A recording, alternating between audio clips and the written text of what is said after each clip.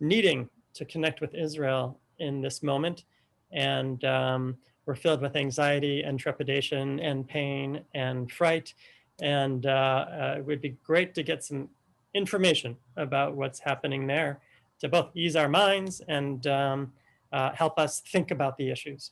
And so thank you, Herb Keinon. Pronounce your last name. Keinon. Keinon. Herb, Yeah. tell us about your last name in a minute, introduce it, and then from the Jerusalem Post. And so thank you for being here. And we'll ask you to kind of present what's happening from your perspective. And then we'll open it up for questions from our community gathered. So welcome. Tell us a little bit about yourself first, and then. Okay, thank you. First of all, thank you for inviting me. Been at the Jerusalem Post for about 35 years. My current role is I'm a senior contributing editor. I write analysis pieces on diplomacy, politics, Israeli society. You can tell from my accent, I'm not native born, right? Originally from Denver, Colorado. Made Aliyah pretty much right after college, went to the University of Colorado in Boulder. Made Aliyah pretty much after that, and been here since, and been at the Jerusalem Post pretty much since then as well. Married, 4 kids, live outside of Jerusalem in a place called Ma'ale Adumim. That's my story in a nutshell. How old are the kids? Thank God. How old are they? Oh, how old? I've from 32 down to 25. A couple of grandkids. And is it Yeah. anyone serving in the military currently? No, they're all out. They were all my boy. I got 3 boys and a girl. All my boys were in combat units in the Army. They're out now. One of the this is a pretty nervous time right now, and one of the nerve-wracking things is to wait to see if they're going to call up the reserves. Right. Because if they do, then you've got everybody's kids going into the Army, which is kind of a nerve-wracking experience. Thank you. My oldest son fought in Gaza during the first Gaza war in 2009, and it was a horrible experience. I mean, a horrible experience for him, obviously, but it was the worst experience I think my wife and I ever faced here, because he's there. You have no idea what's happening. The worst things are going through your mind. That's an experience that shapes you. It's an experience that shapes how you look at things. It's a trauma that remains with you. And it's a type of traumas that, everybody here lives with, and we're feeling it right now as well. I'm sorry. And thank you for making the time to come visit us. We discussed a little bit before that it'd be interesting to hear from you both subjectively and objectively. But let's we'll head into a news report mode for a minute. Tell us about what's happening today, and if you can put it into context over the past couple of days. Okay, and look, if possible, I'd just like to start with this one subjective thing. Of course. Because I think what's important and what's oftentimes missed from abroad when looking at Israel is to understand the Israeli psyche, right? Understand what it's like to go through this type of trauma. And these types of events, they leave an impact. They leave an impact on you personally, and they leave an impact on the country. And it shapes how the country looks at everything. It shapes how the country looks at politics. It shapes how the country looks at the world. It shapes how the country looks at the region, right? I mean, again, the last 10 days, 11 days has been extremely trying for millions of people. Less for me, because I live in an area outside of Jerusalem where they're not necessarily firing rockets. But for those in the center of the country where the bulk of the people live, and for those definitely in the south near Gaza, this has been a dreadful period. Worried about whether your 90-year-old parents can get into a safe room, whether you can schlep your kids at 3 a.m. into a safe room, hearing the whistles, hearing the noises, hearing the alarms, seeing the explosions. It's it takes a huge emotional toll. And I think that what happens oftentimes is when people look from abroad, they look at these events that Israel goes through quite often, and they say, okay, well, it's over. Now you go back to, what it was like beforehand. The problem is there's certain things that you can't unremember, right? There's certain feelings that you can't just forget and say, okay, well, let's go back to square one. And it shapes the country. It changes the country. Right. I've been here for 38 years. As I'm watching and feeling everything that's going on right now, there are two kind of watershed events that come to mind. The first one was 1991.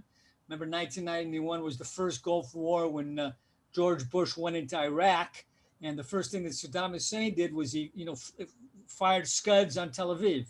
And so, I remember watching those Scuds on Tel Aviv fall while we were cowering in a safe room. Back then, it was a little different because you had masking tapes on windows. But the images were the same as we saw, just the other night when you see these rockets, barrages into Tel Aviv and into the central part of the country. And that war, that 1991 war with the Scuds, that was a traumatic moment for Israel, and it changed Israel strategically, because from that moment, the leaders understood that all wars or all confrontations are no longer our tanks against their tanks in the Golan or in the Sinai, but rather their missiles against our kindergartens, right? Their rockets against our civilian population. So from that moment, from that trauma, Israel started to build the three-tiered anti-defense missile system to deal with long-range missiles from Iran, middle-range missiles from Lebanon, and the short-range missiles from Gaza. And thank God we have it, right? I mean, Iron Dome is proven to be extremely successful. They fired 4,000 rockets out at us over the last 11 days. 12 people were killed. Every loss is a horrible loss, but imagine what that would have looked like if we didn't have the Iron Dome. So that goes back to the trauma of 1991. The next big trauma that this kind of reminds me of to a certain extent is the Second Intifada in 2000. Remember the Second Intifada of 2000? 5 years of mind-numbing terrorism, suicide bombings on the street. That changed Israel, fundamentally changed the country. The country is not the same today as it was then. A lot of people looking at Israel from abroad wonder what happened to Israel. How come it had this rightward lurch of politics? Israel hasn't had a left-wing prime minister since Ehud Barak in 1999. It did move right politically. Why? Was it because they don't care about the Palestinians? They're callous. They don't care about justice? No, it's because they were mugged by reality. They were mugged by a tough and bitter reality that impacted everyone. Everyone felt that terrorism very immediately, just like everyone right now is feeling what's going on today. Right? Yep. Again, I don't live near where the missiles are falling, but I have 3 boys who are in the reserves. They finished their army service. They're in combat units in the reserves. And I'm kind of sitting, on pins and needles, wondering, God forbid, if they're going to get called up. My kids, they drive the roads. You're driving in the center of the country. A rocket falls. You got nowhere to run. You think about this stuff. It's always on your mind, and it impacts on you. So what I'm trying to say, I think, is these are traumatic times. These are traumatic events, and these events will shape Israel. Right? They will shape Israel going forward. How exactly? Not sure. But look, they've already had an impact on the political scene. Israel was, just as the rockets were going off, Israel was on the verge of the anti-Netanyahu coalition was on the verge of forming a coalition. Then the rockets hit, and one of the right-wing parties said, "I'm not going to go together with an Arab party." So that changed the politics. So these things very much have an impact, on the immediate situation, on politics, on how people feel, and how they think about, where the country should be going and what it should be doing. So that's just kind of some subjective feelings of what it's like to live here right now in this pressure cooker. Now let me just kind of step back and take a more, objective, reportorial look at everything that's been going on. Before you do, let me just react to that for a second and explore those feelings. So 2 questions. One is, tell me if I'm right. Yeah, it's fear of death. It's really mortal fear. Yes. Yeah. Yes. Yes. Look, I have a daughter who's pregnant, and she's driving the roads, and I worry about her constantly. right? I have two grandkids who live in a settlement, and I'm worried about them on the roads constantly. It's something that's always with you, that's always in the back of your head, and it's a trauma. Again, this is something that impacts everyone. And what was kind of unique about this current situation is, we've had a certain they call it a dripping, a drip drop of rockets that have been falling continuously on the southern communities, on Sderot, on the communities near the Gaza fence for years. And the people there have been extremely frustrated that it doesn't move the country, right? We tolerate it because we say, hey, it's happening in Sderot. They're used to it. I used to remember it used to come in the north in Kiryat Shmona, right? Used to have Katyushas on Kiryat Shmona. Okay, they're used to it. They deal with it.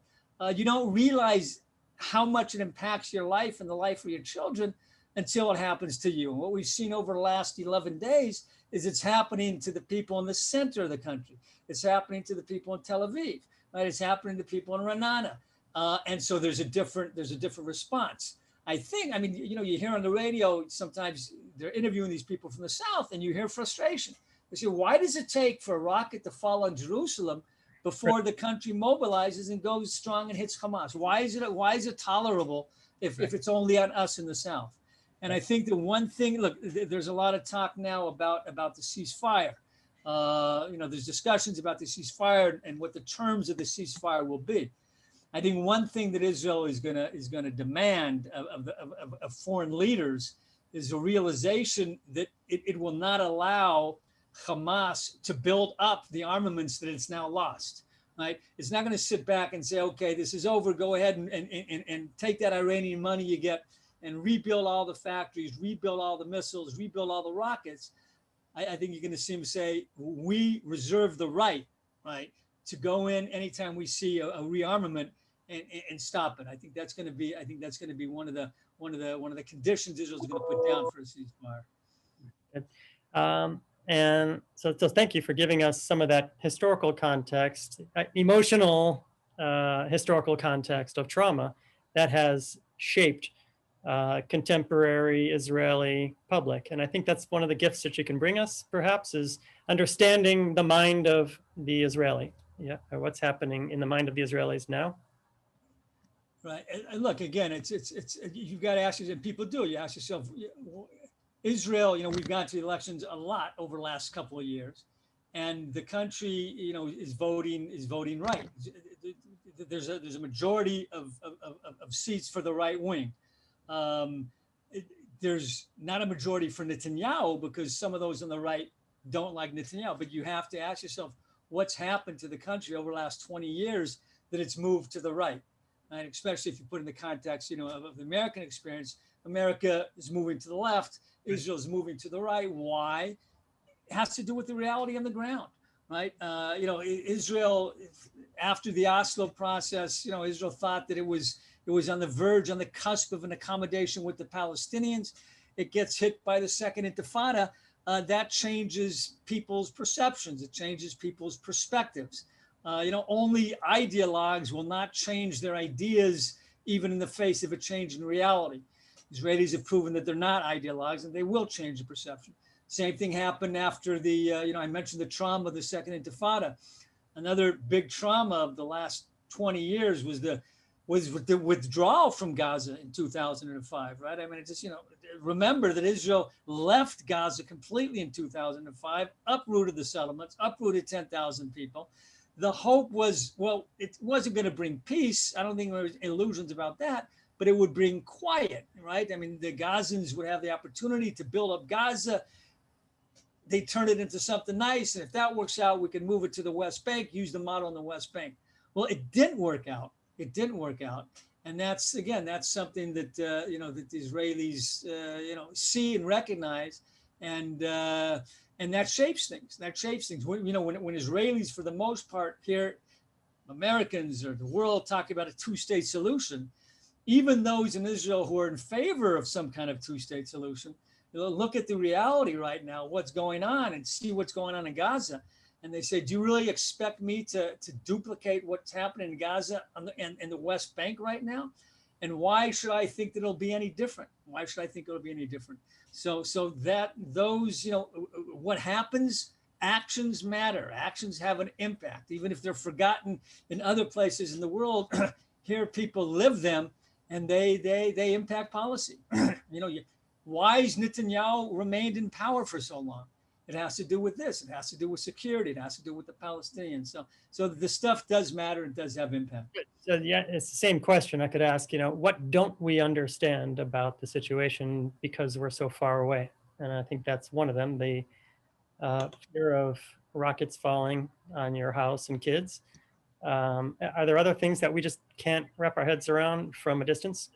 Look, I mean, if we just get down to the particulars of what's happening right now, I think there's certain things have come together at this point in time, kind of a perfect storm, creating this environment where what has happened, right? And one of those elements, I think one of the main elements is the Muslim month of Ramadan, right?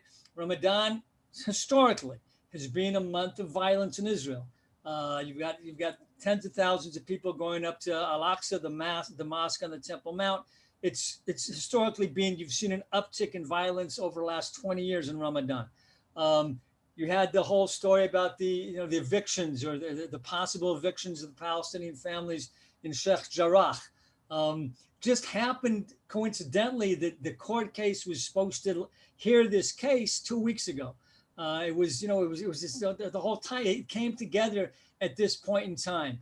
The whole Sheikh Jarrah issue is a very complicated issue, but it's a complicated legal issue in which you have a situation where land that was owned by Jews, the Jews are now reclaiming it, and the court is supposed to adjudicate it.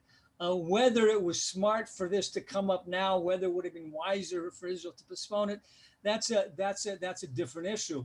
But there's a notion here of proportionality. Let's say, for the sake of argument, right, that Israel was unwise in going ahead now with Sheikh Jarrah. It wasn't smart. Even if they're right, sometimes you don't do things even though you have the right to do them because you're not smart. So let's say that Israel wasn't the wisest move.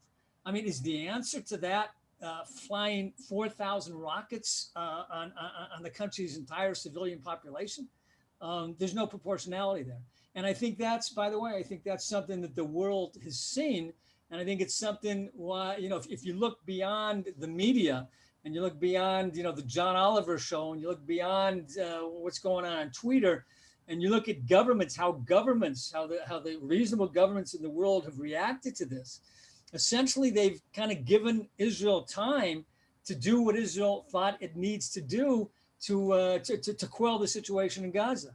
I mean, right 2 days ago, President Biden got involved more actively, but until then, he gave Israel kind of a free rein to do what it thought it needed to do, as did most of Europe, because I think they realize that there's no proportionality here. You're opposed to Sheikh Jarrah, hold a demonstration in Jerusalem. Don't fire 4,000 rockets on the city, on the country. By the way, Sheikh Jarrah isn't the trigger for this. Sheikh Jarrah wasn't the reason that this happened.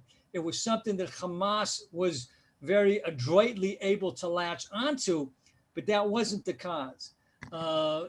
Again, a lot of different things came together last week. It was Jerusalem Day. That's a day when a lot of Jews go up to the Temple Mount, when they want to march through the Muslim quarter, creates a lot of tension, came together in the same week. Shabbat, May 15th, was the Yom HaNakba, what Palestinians call Yom HaNakba, the catastrophe day. It's the day after Israel's Independence Day on the Gregorian calendar, May 14th, always a time of hostility. But the main issue behind what's going on right now doesn't even have to do necessarily with us, but it has to do with internal Palestinian politics. And that's that Palestinian Authority President Mahmoud Abbas, who said in January that he was going to have elections in the Palestinian Authority, who said 2 weeks ago that he wasn't going to have it. Once he said there wasn't going to be elections, most people recognized that Hamas was going to do something, that they were going to take some kind of violent action in order, number one, to challenge Israel, but also to challenge Abbas. to show Abbas that, okay, you don't want to have a, why did Abbas cancel the elections? His stated reason was because Israel wasn't going to allow the Palestinians to vote in East Jerusalem, which wasn't necessarily true. Israel hadn't taken a stand on that yet. It was a pretense he could use. 2006, Israel did allow the Palestinians to vote. Abbas didn't want those elections because Abbas thought that he would lose those elections, right? He would lose to Hamas. Fatah, his party, was divided into 3 different factions. He was going to lose. And he didn't want to go down that road, so he decided to cancel the elections. Once he did that, Hamas was going to act because they want to assert their authority. They want to show Mahmoud Abbas, okay, you don't want to hold an election, but we'll show you who's boss. We'll show you who can dictate the pace of events and who can fire up the street. We can do it. So had there not been a postponement of the Palestinian elections a couple of weeks ago, we would not be where we are right now. So that's another thing that's come together. Another factor in all of this is the weakened political system in Israel, right? I mean, we've gone through 4 elections in the last 2 years. We haven't had a firm, sturdy government since December of 2018. If you're one of Israel's enemies, right, and you're looking for a time when you want to cause some kind of havoc, this is the time to do it. Right? You hit when the other side politically is weak. I think there was a certain assumption among Hamas that Israel would not risk taking serious military action now when you have a transitional government headed by 2 leaders, Bibi Netanyahu and Benny Gantz, who can't stand each other, that they won't have the public legitimacy to take military actions and perhaps commit troops at a time when people might look at that and say, hey, this is all because of politics. I think they miscalculated. I think because the legitimacy for Israel to take action, and the vast majority of the Israeli public believes it's justified what Israel's doing right now, that legitimacy came the minute Hamas fired rockets onto Israel. Right? The minute they did that, Israel had all of the public legitimacy it needed to act. What Hamas did was it took the issue of Jerusalem and it foisted upon it all these other issues because it was convenient for them to say it's about Jerusalem. Because the Al-Aqsa Mosque is something that historically fires up, the Muslim population, both inside Israel, in the West Bank, outside of Israel, around the world. It's something, it's a very emotive issue. And Hamas, was able to say, hey, we're out there protecting Jerusalem. We're doing for Jerusalem. And that resonated a great deal. Another major force behind everything that's going on right now is Iran, right? Whenever there's trouble around us, I'll always look for Iranian footprints, and you have Iranian footprints all over this. One of the terror organizations in Gaza launching rockets is the Palestinian Islamic Jihad, which is a wholly owned subsidiary of Iran. Hamas takes marching orders to a certain degree from Iran. These missiles, right? You got 4,000 missiles being fired on Israel. We hear a lot about the horrible poverty in Gaza, and there is horrible poverty in Gaza. So you got to ask yourself, if there's such bad poverty in Gaza, where are they getting the money to burn on these missiles? And the money and the technology is coming from Iran. Iran has an interest in escalating the conflict here right now, right? It's good for them. Israel has taken a number of measures recently against Iran. There was a nuclear scientist who was assassinated not long ago. There was an explosion in one of the main nuclear plants in Natanz in Iran. And Iran said that they're going to take their vengeance. They're going to take their vengeance when they see fit. I think this is part of it, right? They have a policy of trying to pinprick Israel from all the frontiers, be it Hezbollah in Lebanon, Syria, or in Gaza. And I think they're very, very heavily involved in this. It's also doing something else for the Iranians. Right now, there's talks going on between the U.S. and the Iranians in Vienna. And what this conflict has done is it's kind of moved that completely off the agenda. Nobody's paying attention to it. Nobody's talking about it.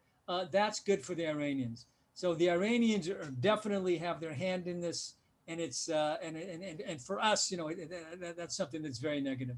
And I think one of the other elements you have involved here that's come together is I think that Hamas, to a certain degree, is trying to test Washington, to see where Washington stands on Israel, to see to what degree President Biden will back Israel.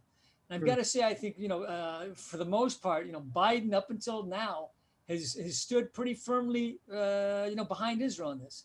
For 10 days, for 10 days, he was just saying, Israel has the right to defend itself. He wasn't calling for, immediate cessation of action. He gave Israel the time Israel felt it needed to kind of carry out as much harm on Hamas as they were able to do. Last couple of days, Biden's coming under a lot of pressure from his own home, from the progressives in the Democratic Party. So he's, on Wednesday night, he said he supported a ceasefire. Yesterday, he said he would expect Israel to de-escalate. So he's getting more actively involved now. But again, this is 10, 11 days later, during which he gave Israel the ability to do what Israel thought it had to do. So I think Hamas is testing Biden. Another interesting dynamic you see here with Biden is that even if there are differences between him and Israel on this, right, the public isn't seeing them, right? This is unlike the situation under President Obama, where those differences were aired publicly.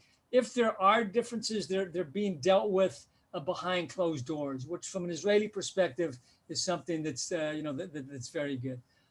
So all these things came together at once. And then again, I'm going back to that comment. Sometimes it's better to be right or better to be smart rather than right. People can say, well, Israel, why weren't you smarter in handling the situation in Jerusalem so that you don't give Hamas a gift in which they can use to exploit and make inroads on the Palestinian street? I wrote an article before this thing exploded saying that Israel needs to be smart. And what did I mean by that? It should postpone the Sheikh Jarrah court hearing. It should not allow Jews up to the Temple Mount on Jerusalem Day because it was so volatile at that point. They shouldn't allow marchers to go marching through the Arab market, right? Be smart, don't be right. What happened? Israel, in fact, did all those things. They postponed the court case. They didn't march. They didn't allow Jews up onto the Temple Mount, and the thing exploded anyhow. And what does that say? It says that sometimes you can be as smart as Einstein, but it's not going to matter if the other side wants to escalate. And the other side wanted to escalate. Like I said, had Abbas not called off the elections, we would not be here right now. What's Hamas trying to do? Hamas, by firing on Jerusalem, what do they try to do? They try to create this linkage between Gaza and Jerusalem in order to set themselves up as the guardian of Jerusalem. Abbas can't do it. This is what they're saying. Abbas isn't doing it. He's not having any success with Israel and Jerusalem. We'll do it. And they wanted to create a linkage whereby if anything happens in Jerusalem, something's going to happen from Gaza. If there's demonstrations on the Temple Mount in Jerusalem, if the police have to go into the Al-Aqsa Mosque on the Temple Mount, you're going to have rockets firing from Gaza. Right? That's the linkage that they hoped to create, which is something that Israel simply could not tolerate.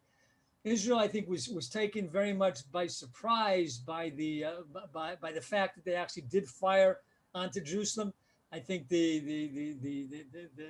feeling here was Hamas wasn't interested in a major fight right now. That was wrong. That was a wrong intelligence assessment, right? But once they did fire, Israel moved pretty quickly to hit Hamas, to hit them hard.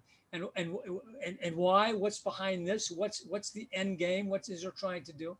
Israel wants to, knock or pound it into Hamas the idea that this ain't going to work, to disabuse them of the notion that they're going to be able to dictate the flow of events in Jerusalem, right?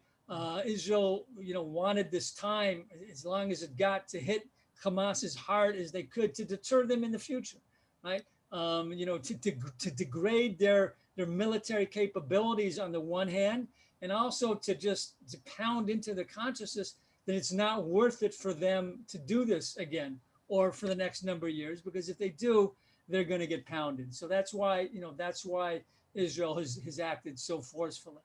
Right. I So think how do we going forward, what you're going to see is over the next 24, 48 hours, you're going to see a ceasefire, I believe, right? I mean, they talked about it earlier today. It didn't happen. They're talking about it might go into effect tomorrow afternoon. There's a certain debate here about whether Israel should accept it or if they should continue. But the question is, if you continue the fighting in Gaza, what are you really gaining? As the fighting continues, there's certain risks. There's major risks. One of those risks is that Hamas could succeed, right? They could succeed in carrying out a major terror attack to really bloody Israel's nose, which is something that they've been trying to do since the beginning. Operationally, for them, this thing has been a failure. They haven't really had any great successes. They fired 4,000 rockets at Israel. They killed 12 people. Every loss of life is horrible, but they were hoping for much more death and destruction that they were able to do. Their underground terror tunnels into Israel have been neutralized. They can't get through to Israel underground. They can't get through to Israel by the sea. They sent a suicide submarine to attack. That didn't work. They sent a suicide drones. That hasn't worked. So they really don't have any great successes to show, except for upending life in Israel, right? And they've been able to do that. They have successfully been able to upend life in Israel. But if this continues, right, maybe the likelihood that they'll succeed in something, that's a risk. Another risk in a continuation is what happens if an errant missile, an errant Israeli bomb lands on a school or something and kills dozens of people, right? Then it's not up to Israel to declare a ceasefire. Then the world will force Israel to ceasefire. That's something Israel definitely wants to avoid. A continuation also risks the danger of this spreading elsewhere. There's concern tomorrow that there's going to be disturbances in the West Bank. They're calling for another day of rage. We never know how these things are going to go. A continuation of this fighting could ignite the West Bank, which would be a disaster, could ignite Lebanon. Over the last week, we've seen 3 different rocket attacks from Lebanon. Not the big missiles from Hezbollah, but from small Palestinian terror organizations who fired things off with a wink from Hezbollah. As this continues, that could ignite, which would be bad. If it continues on, you risk losing, or you risk problems in the new peace agreements that we have with the United Arab Emirates, with Bahrain, with Morocco, with Sudan. Right? It's interesting. You follow the reaction from those countries, and there's been some lip service, but it's nowhere nearly what it was in the past. United Arab Emirates and Bahrain, the Saudis, believe me, they're not weeping at the fact that Hamas is getting hit hard by Israel. Hamas is a threat to them, backed by Iran. It's all threats to them. However, they have the public they have to deal with, which is very supportive. They have sentimental support of the Palestinians. As this thing would continue, you'd see more public pressure on them from the publics to take action. So there's a lot of arguments, why Israel should agree to a ceasefire. What's the argument against it? The argument against it is you haven't hit them hard enough. The problem with that is, look, it's interesting when Israel, when it launched this campaign on March 10th, both Netanyahu and Benny Gantz, the defense minister, they said that the goals were to provide security for Israel and to provide long-term quiet. Now, what was interesting about that definition of goals is they didn't say that the goal is to destroy Hamas. They didn't say that the goal is to reconquer Gaza, because that's not the goal. As far as to destroy Hamas, it's going to be very difficult to destroy Hamas. Hamas is not going to surrender. They're not going to surrender. And if there's one terrorist left inside Gaza who can fire off one rocket, right, he's going to claim victory. You're not going to, short of an all-out ground incursion, which Israel doesn't necessarily have the stomach for right now, you're not going you're not going to get them to surrender. And even if you do go on a ground incursion, and even if you do reconquer Gaza, then what do you do with it, right? What do you do with it? I mean, you don't want to be there. We don't want to be there. We were there. Didn't work out so great. We're not dying to go back there. The Egyptians don't want it. Mahmoud Abbas would love to have it, but he can't control it, and Israel's not going to risk its soldiers to give it to him. So one of the problems here is that Israel doesn't know what to do with Gaza. I think what this operation is going to maybe force Israel to do is kind of look at some of its assumptions that it's had over the last 20 years. Because again, we've been at this rodeo before. We keep going back to it. And what Israel has kind of lived with up until this point in time is a situation where they say, you know what, all I want from Gaza is quiet. And if I can get quiet, either by having one of these rounds of violence every 3 to 5 years, or by allowing Qatari money into Hamas to kind of pay them to keep them quiet, then that's great. We see now that, that hasn't worked. So there has to be some kind of rethinking about, a different strategic approach to Gaza, because what we've been trying to do over the last 20 years hasn't worked. Do you think Let me just wrap up and then to take questions, but let me wrap up by dealing with one other aspect of this, which is huge, which doesn't have to do with Gaza, has to do with the Israeli Arabs and the relations between Jews and Arabs. I mean, you've seen what's been going on in the streets of the mixed towns, rioting and burning synagogues and lynchings. I mean, it's been dreadful in the mixed towns in Akko and Lod and Ramla and Haifa. And this came at an incredibly inauspicious time, because this outbreak of rage, which Hamas is interested in, by the way, right? Which is one of the reasons they picked Jerusalem as the issue, because they know that has an emotive impact on Arabs all over, including Arabs in Israel. It came at the worst time possible, because it came at a time when there seemed to be a sense that Israel was at a breakthrough moment with its relations between Jews and Arabs. What does that mean? It means we just came out of COVID, right? And during COVID, there was kind of a sense that we're all kind of in this thing together. You had heartwarming stories and pictures of Jewish and Arab medical personnel, medics working together. You had a dramatic shift in the Israeli Arab political scene. A new party emerged, led by a man by the name of Mansour Abbas. And he kind of broke with the traditional Israeli Arab position, which was that they weren't going to deal with a Zionist government, or they were not definitely going to deal with a right-wing government. Mansour Abbas comes around, he says, look, our constituents, Israeli Arabs, need a bigger piece of the pie, deserve a bigger piece of the pie. But the only way you can get that piece of the pie is if you sit at the table. I'm willing to deal with them. Netanyahu was willing to deal with Mansour Abbas. He would actually like to have had him, join the coalition, his own coalition, if not outright, then to support it from the outside. The anti-Bibi camp wanted Mansour Abbas's party to come with them. He became the kingmaker, right? Mansour Abbas was the man who was holding the keys to the kingdom of who was going to be the prime minister, right? Unparalleled power for the Israeli Arab parties, unparalleled legitimacy to deal with him among the Zionist parties. We seem to be at a breakthrough. And then you have the rockets on Jerusalem, you have the riots in the streets, and everything changes.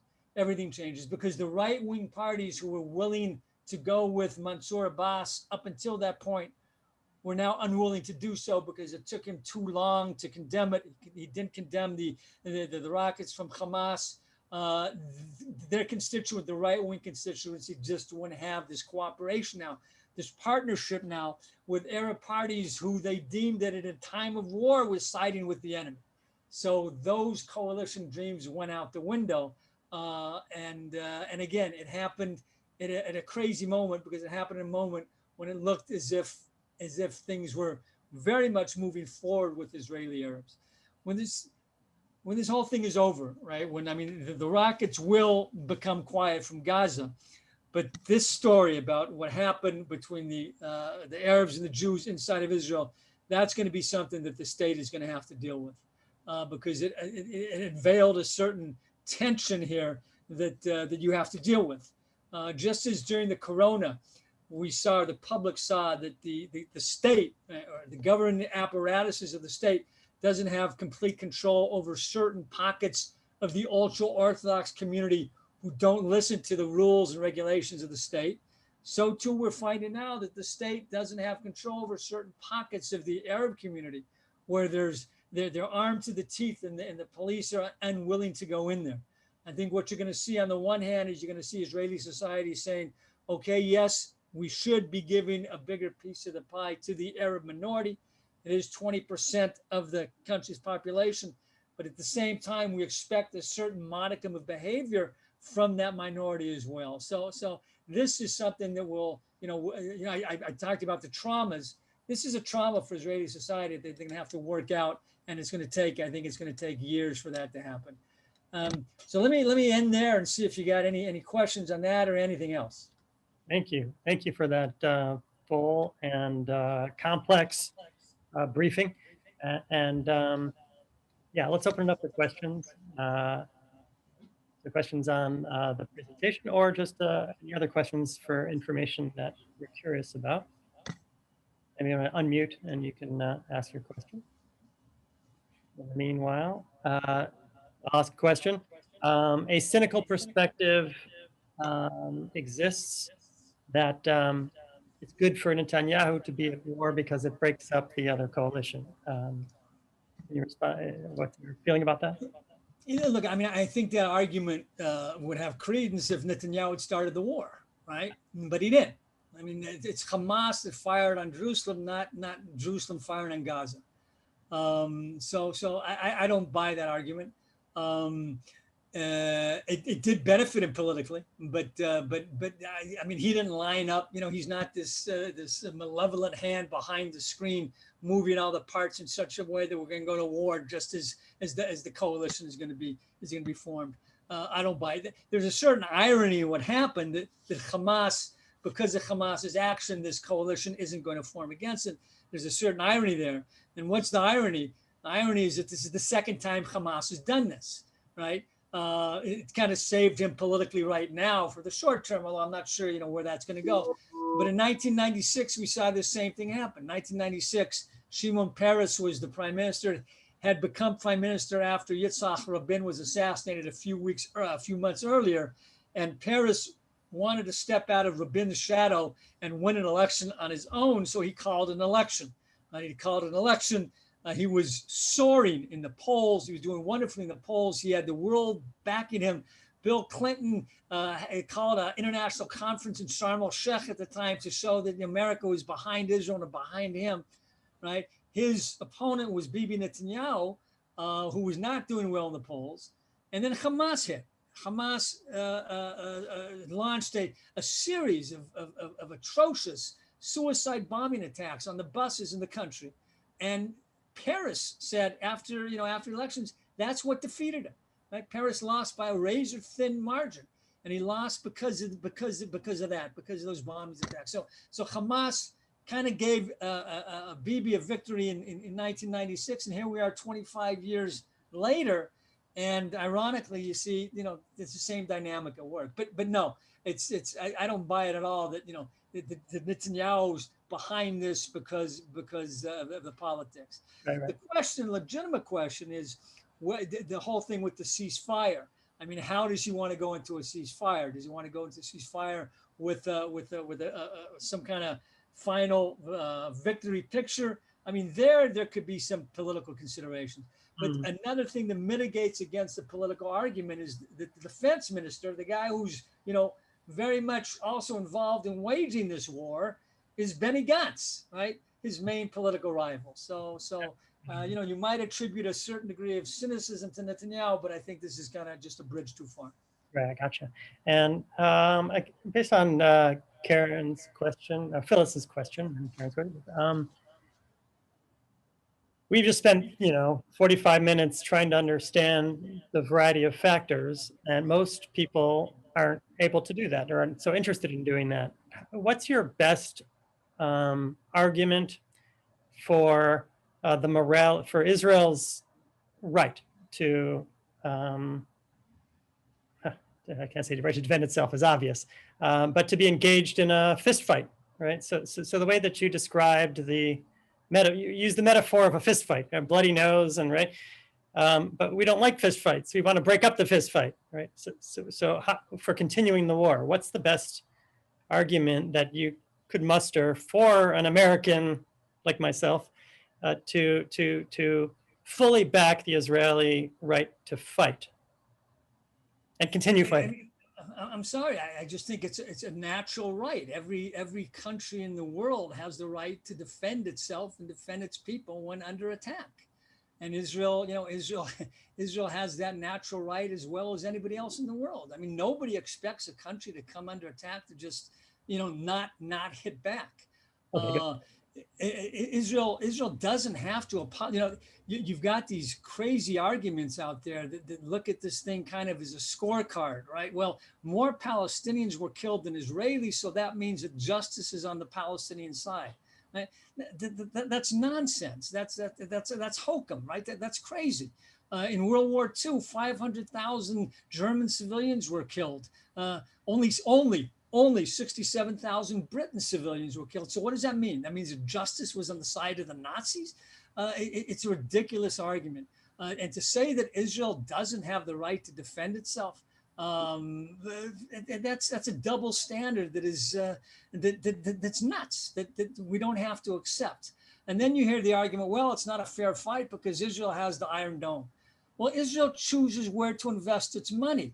It chose to invest its money in protecting its citizens. Hamas chose to invest its money in building rockets and underground tunnels to protect its soldiers or its fighters, but not to protect its citizens, right? So if there's a war, they're going to pay the price for that, but that's on them. It's not necessarily on us. Right. But to say, it's like in a basketball game. One team has a huge 8-foot tall center who can, block every shot from going into the basket. And so the other team can argue, well, that's not fair. It's not, you shouldn't have this guy. It's a crazy argument. Right. Good. And then tell us one of the, I'm sorry, I apologize for the continuing line of questioning, but I think a lot of us are just struggling with how to combat the progressive pro-Palestinian movement, right? And one of the images that have struck them is the police brutality, right? And I think it conjures up images of Black Lives Matter and things like that, right? So it's the image of the Israeli police in riot gear, right? Fighting with Palestinians without riot gear, right? That's the image that's, I think, causing some issues here. Help us with that. Look, the optics are difficult. The optics are difficult. I mean, there's no denying that, if you show on a television screen a picture of a 6-year-old kid, being chased by an Israeli soldier, that optic is very bad. And I tell you the problem. The problem is that the world is willing to believe and to accept the worst about Israel and about the Jews. Right? Because they'll look at that picture and they'll say, hey, yeah, that Israeli soldier, that Jewish soldier is running after this kid for whatever, because he wants to oppress the kid or he wants to beat the kid or whatever. I expect that. I expect that of Israel because there's a willingness to accept the absolute worst about everything that Israel does. To accept this idea that, yes, Israel is indiscriminately bombing buildings in Gaza. Right? Even though everybody knows that there's warnings given and those buildings are empty, but there's something in the mind out there that you're willing to accept the absolute worst in every Israeli action, and I think that needs to be battled. Right? To most things out there, to most of those bad optics, right? There's a context. And the problem today is that nobody's willing to look at the context. Right? Again, you just look at who's winning and losing by looking at who's got more casualties the other side. That's a very facile way of looking at things. And I think that, reasonable people Reasonable people can understand that.